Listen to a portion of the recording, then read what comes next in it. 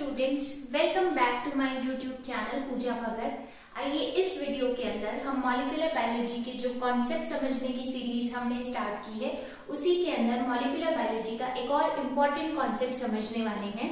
आपने बहुत बार cell biology पढ़ते टाइम, मॉलिक्यूलर बायोलॉजी पढ़ते टाइम, जब आप जूलॉजी के स्टूडेंट हैं, आप बायोलॉजी के स्टूडेंट हैं, तो आपने बहुत बार एक टर्मिनोलॉजी सुनी होगी, that is supra molecular complex. ठीक है, तो आज हम यही समझने वाले हैं सुप्रा मॉलिक्यूलर कॉम्प्लेक्स जो होता है एग्जैक्टली में क्या होता है। उसके लिए पहले मैं एक सॉल्युबिलिटी वाला कॉन्सेप्ट आपको बताती हूँ। सबसे पहले अगर मैं बात करूँ सॉल्युबिलिटी, तो ये डायरेक्टली प्रोपोर्शनल होती है आपके हाइड्रोजन बॉन्ड्स के। फॉर एग्जाम्पल यहाँ पे दो हम मॉलिक्यूल्स ले रहे हैं। नंबर 1 जो है वो मॉलिक्यूल ए है और सेकेंड नंबर का जो मॉलिक्यूल है दैट इज मॉलिक्यूल बी। मैंने यहाँ पे लिखा है ए मॉलिक्यूल जो है वो आपके वाटर के साथ कितने हाइड्रोजन बॉन्ड बनाता है, वो आपके वाटर के साथ 10 हाइड्रोजन बॉन्ड बना रहा है। यहीं पे कंपेयर करें मॉलिक्यूल बी से, तो मॉलिक्यूल बी जो है वो आपके वाटर के साथ 5 हाइड्रोजन बॉन्ड बना रहा है। दोबारा से देखिएगा, मैंने कहा solubility is directly proportional to hydrogen bonding. Solubility मतलब बढ़ेगा तो मतलब हाइड्रोजन बॉन्डिंग बढ़ेगा तो सॉल्युबिलिटी बढ़ेगी। क्यों? क्योंकि डायरेक्टली प्रोपोर्शनल है। और फिर हम दो एग्जांपल दे रहे हैं कि एक तो ये ए मॉलिक्यूल है, एक बी है। इसने कितने हाइड्रोजन बॉन्ड बनाए वाटर के साथ 10, और इसने कितने बनाए 5 हाइड्रोजन बॉन्ड बनाए हैं पानी के साथ, वाटर के साथ। इसका मतलब सॉल्युबिलिटी किसकी ज्यादा है? इसका मतलब मोर सॉल्युबल जो है वो आपका कौन सा है? मोर सॉल्युबल आपका मॉलिक्यूल ए है। अगर इन दोनों में कंपैरिजन हो तो मोर सॉल्युबल आपके मॉलिक्यूल ए है, और ये जो सेकेंड नंबर का है ये कंपैरेटिवली आपके लेस सॉल्युबल है। ठीक है, अब देखिए जरा मैंने ये बात क्यों बताई आपको, थोड़ी सी नेक्स्ट स्लाइड में आपको ये बात पता चलेगी। अभी तक हमने देख लिया जितना ज्यादा सॉल्युबिलिटी होगी, मतलब जितना ज्यादा आपका हाइड्रोजन बॉन्डिंग होगी वाटर के साथ में, उतना ही ज्यादा आप बोल रहे हो सॉल्युबल ये ज्यादा होगा। अब देखिए हम समझने वाले हैं इस वीडियो के अंदर सुप्रा मॉलिक्यूलर कॉम्प्लेक्स। ठीक है, कैसा कॉम्प्लेक्स? सुप्रा मॉलिक्यूलर कॉम्प्लेक्स। तो इसके लिए सबसे पहले हम समझते हैं मॉलिक्यूल क्या होता है।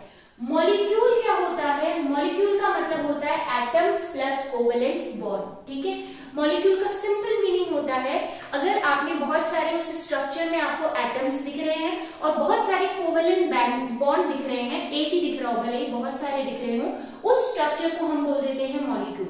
फॉर एग्जाम्पल ये एक वाटर मॉलिक्यूल मैंने यहाँ मेंशन किया है। ठीक है, वाटर मॉलिक्यूल में मुझे एटम्स दिखाई दे रहे हैं, देन उसके बाद में मुझे यहाँ पे कोवेलेंट बॉन्ड दिखाई दे रहा है। ये मैंने एक यूरिया का जो मॉलिक्यूल है ये आपके यहाँ पे मेंशन किया है। तो मॉलिक्यूल का मतलब क्या होता है? एटम्स प्लस कोवेलेंट बॉन्ड, और इसकी कोई स्टेट नहीं होती है, कोई लिक्विड सॉलिड आपके यहाँ पे हम बात नहीं करते, क्योंकि मॉलिक्यूल की अपनी कोई भी स्टेट नहीं होती। तो ये चीज हमने क्यों बताई? ये इसलिए बताने के लिए बताई है ताकि अब जब हम बोले एटीपी, एटीपी एक मॉलिक्यूल है, इसका मतलब इसकी कोई स्टेट नहीं है। ठीक है, डीएनए, डीएनए क्या है? एक मॉलिक्यूल है। क्यों मॉलिक्यूल है? आप इनका स्ट्रक्चर देख लो, केमिकल स्ट्रक्चर देख लो, इनका स्ट्रक्चर भी ऐसे ही बना है, एटम्स हैं, कोवेलेंट बॉन्ड्स हैं। आप आरएनए को देख लो, उसका स्ट्रक्चर भी ऐसे ही बना है। तो ये सारे, आप ग्लूकोज को ले लो, उसका स्ट्रक्चर भी ऐसे ही बना है। तो एटम्स प्लस कोवेलेंट बॉन्ड जो होते हैं वो आपके मॉलिक्यूल्स होते हैं, और मॉलिक्यूल की कोई भी स्टेट नहीं होती है, मॉलिक्यूल की जेन्युइनली कोई स्टेट नहीं होती है। अब देखिए एक और चीज हम समझते हैं। मैंने कहा कि डीएनए क्या है? एक मॉलिक्यूल है। आपकी प्रोटीन क्या है? एक मॉलिक्यूल है। ये मैंने एक प्रोटीन बनाया है तो ये आपका एक मॉलिक्यूल है, आपको पता चल गया। इसके बाद अगर मैं बात करूं, ये आपका डीएनए है, डबल स्ट्रैंडेड डीएनए, ये भी एक क्या है? आपका मॉलिक्यूल है। इस डीएनए के चारों तरफ आपके वाटर जो है वो प्रेजेंट होगा। क्या प्रेजेंट होगा? वाटर प्रेजेंट होगा। ठीक है, उसके बाद में इस प्रोटीन के भी चारों तरफ देखो किसके मॉलिक्यूल्स प्रेजेंट है? वाटर के मॉलिक्यूल्स प्रेजेंट है। अब हमने मॉलिक्यूलर बायोलॉजी में बहुत बार ये चीज समझनी है कि एक पर्टिकुलर डीएनए एक पर्टिकुलर प्रोटीन से बाइंड करता है। ठीक है, लेकिन नॉर्मल कंडीशन में मैं आपको क्या कह रही हूँ, ये प्रोटीन है, इसके चारों तरफ आपके वाटर मॉलिक्यूल है, ये डीएनए है, इसके चारों तरफ आपके वाटर मॉलिक्यूल है। ठीक है, और ये मॉलिक्यूल इसकी कोई स्टेट नहीं होती, इसकी एग्जैक्टली में कोई भी स्टेट नहीं होती। लेकिन ये सेल में आप जब सेल का स्ट्रक्चर देखते हो, जब आप सेल को देखते हो माइक्रोस्कोप के अंदर, तो सेल आप ऐसे बनाते हो, उसके बाद आप न्यूक्लियस ऐसा बनाते हो, उसके बाद आप डीएनए ऐसा बनाते हो, आप ये बहुत सारे ऑर्गन्स ऐसे बनाते हो। तो ये इस तरीके से आप क्यों बनाते हो? उसका रीजन देखना। सबसे पहले ये प्रोटीन है, चारों तरफ water molecule DNA water molecule. अगर इनको बाइंड करना है, ठीक है, ये बाइंड करने जा रहे हैं, अगर बाइंड करेंगे तो ये वाटर मॉलिक्यूल को आपके रिमूव होना पड़ेगा। ये वाटर मॉलिक्यूल हटेगा यहाँ से, ये वाटर मॉलिक्यूल हटेंगे, ये वाटर मॉलिक्यूल हटेंगे यहाँ से, तब जाके इसकी और इसकी बाइंडिंग होने वाली है। और जब ये बाइंडिंग हो जाएगी तो इसी बाइंडिंग को हम बोलेंगे ये प्रेसिपिटेटेड फॉर्म के अंदर हो गया।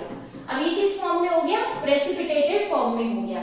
तो जब भी डीएनए और प्रोटीन बाइंड करेंगे वो कौन सी फॉर्म के अंदर हो जाएंगे? प्रेसिपिटेटेड फॉर्म में। जब भी आपके आरएनए और प्रोटीन बाइंड करेंगे तब भी वो कौन सी फॉर्म के अंदर हो जाएंगे? प्रेसिपिटेटेड। लिपिड और प्रोटीन बाइंड करेंगे तब भी वो आपके कौन सी फॉर्म में हो जाएंगे? प्रेसिपिटेटेड और प्रेसिपिटेटेड। और इन्हीं स्ट्रक्चर को आप कहते हो सुप्रा मॉलिक्यूलर कॉम्प्लेक्स। इन्हीं स्ट्रक्चर को आप क्या कहते हो? सुप्रा मॉलिक्यूलर कॉम्प्लेक्स। ठीक है, अगर मॉलिक्यूल डायरेक्टली होता या सिंगल मॉलिक्यूल ही होता तो वो आपको दिखाई नहीं देता, लेकिन जब आप देखते हो बहुत सारे प्रोटीन बहुत सारे डीएनए के साथ बाइंड किए हुए होते हैं, आपके आरएनए प्रोटीन के साथ बाइंड किए हुए होते हैं, लिपिड जो है वो प्रोटीन के साथ बाइंड किया हुआ होता है, तो बहुत सारे ऐसे स्ट्रक्चर जो होते हैं प्रेसिपिटेट हो जाते हैं। और प्रेसिपिटेट होने के पीछे रीजन क्या है? अगर एक पर्टिकुलर मॉलिक्यूल दूसरे मॉलिक्यूल से बाइंड कर रहा है तो वाटर मॉलिक्यूल उनके बीच में से हटेगा और वाटर मॉलिक्यूल के हटते ही वो प्रेसिपिटेटेड फॉर्म में आ जाएंगे। और इसी प्रेसिपिटेटेड फॉर्म को आप क्या कहते हो? यहाँ पे एक मॉलिक्यूल है या ज्यादा मॉलिक्यूल है? एक से ज्यादा मॉलिक्यूल है जो बाइंड किए हुए हैं। इसी कॉम्प्लेक्स को हम कहते हैं सुप्रा मॉलिक्यूलर कॉम्प्लेक्स। क्लियर है? तो आई होप आपको ये थोड़ा सा जो मैं समझाने की कोशिश कर रही हूँ थोड़ा सा आपको समझ आया होगा। और अगर आपको ये वीडियो मेरे यूजफुल लग रहे हैं, आपकी प्रिपरेशन में कहीं भी इनसे हेल्प होती है, तो आप प्लीज चैनल को लाइक शेयर सब्सक्राइब जरूर कीजिएगा। Thank you so much.